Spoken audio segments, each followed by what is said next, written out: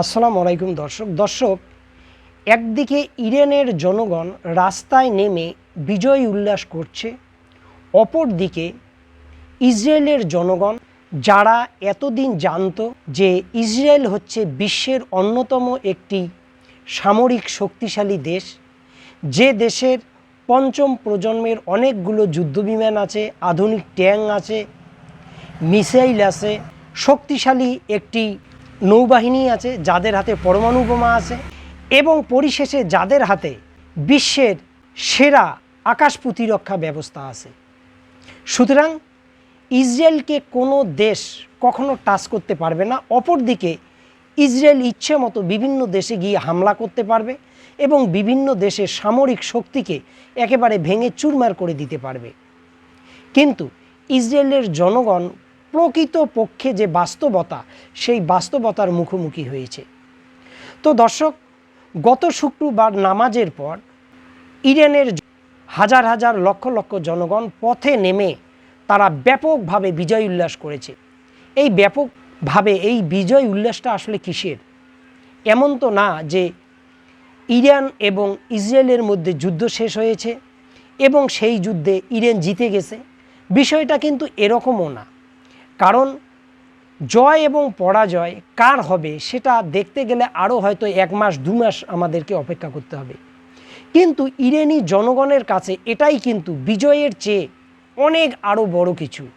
কারণ গত 40টা বছর ধরে ইরানের উপর মার্কিন যুক্তরাষ্ট্র রাষ্ট্রসংঘের একের পর এক নিষেধাজ্ঞা ছিল। এই নিষেধাজ্ঞাকে উপেক্ষা করে ইরান যে তার সামরিক শক্তিকে এমন একটা পর্যায়ে নিয়ে গেছে, যেটা বিশ্বের সমস্ত মানুষ দাঁড়িয়ে দাঁড়িয়ে তার যে সক্ষমতা সেটা দেখছে।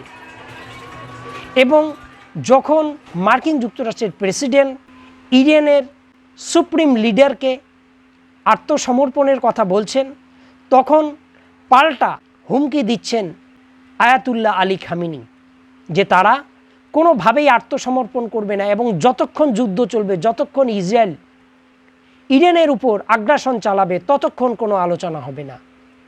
তো দর্শক, এই যে যুদ্ধ চালিয়ে যাওয়া, আসলে এটা দৃঢ় মানসিকতা হলে একজন সুপ্রিম লিডার পাল্টা এভাবে বিবৃতি দিতে পারেন।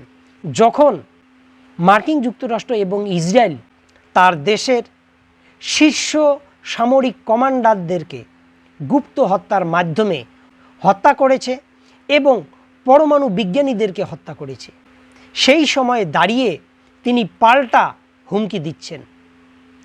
তো দর্শক, এই যুদ্ধে মার্কিন যুক্তরাষ্ট্র এবং ইসরায়েলের বড় একটি কৌশল ছিল, মনস্তাত্ত্বিক কৌশল। আপনারা হয়তো জানবেন যে ইসরায়েল যখন ইরানে আক্রমণ করলো, ঠিক তার পরেই ইসরায়েলের প্রধানমন্ত্রী নেতানিয়াহু তিনি কিন্তু ইরানের জনগণের প্রতি আহ্বান জানিয়ে পথে নামতে বলেছিলেন খামেনি শাসনের পতনের জন্য।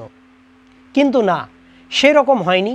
বরং এই বিপদের দিনে ইরানের জনগণ ঐক্যবদ্ধ হয়ে তাদের যে সরকার এবং খামেনির প্রতি তাদের যে আনুগত্য সেটা প্রকাশ করেছেন।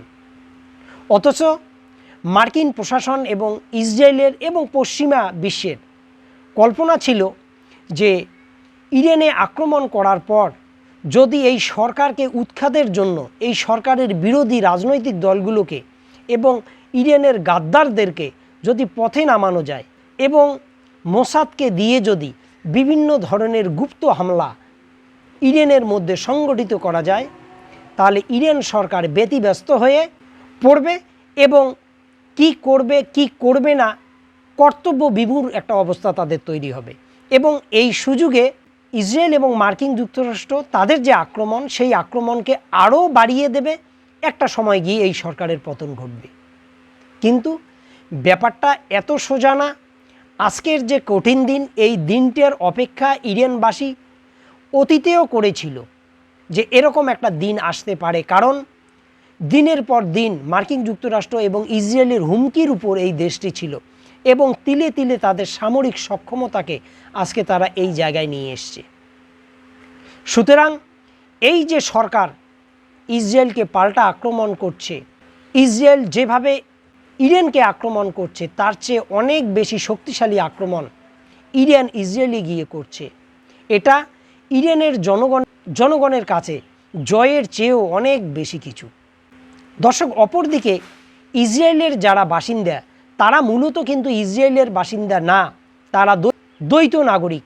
তারা বিভিন্ন দেশ থেকে ইসরায়েলে এসে বসবাস করা শুরু করেছেন এবং তাদের ওইটাই জানা ছিল যে ইসরায়েল হচ্ছে একটি মারাত্মক শক্তিশালী একটি দেশ, যে দেশটিতে থাকা মানে সুরক্ষিতভাবে থাকা। কিন্তু আজকে এমন একটি অবস্থা যখন ইসরায়েলের জনগণকে সারাক্ষণ বাংকারের ভিতরে থাকতে হচ্ছে। তো দর্শক, এই বিষয়ে আপনাদের কি মতামত অবশ্যই কমেন্টে লিখবেন। ভালো থাকুন, সুস্থ থাকুন, আল্লাহ হাফেজ।